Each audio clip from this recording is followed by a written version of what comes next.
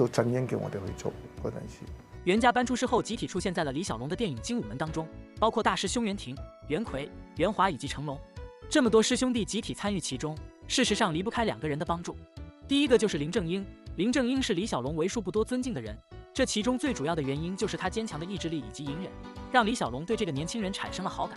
在拍摄《唐山大兄》时，因为李小龙一个动作失误，导致林正英被失忆了好几个小时，基本上谁也不认识了。李小龙当时也被他这一幕给吓到了。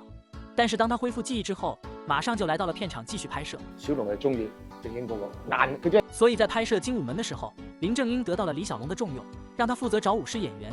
因為自小就相熟，所以袁家班兄弟得到了林正英的照顧。第二個就是韓英傑，韓英傑的妻子是於占元之女於素春，也就是於素秋的姐姐。韓英傑之前也是在《唐山大兄》中與李小龍有過合作，在《精武門》的拍攝當中擔任動作導演。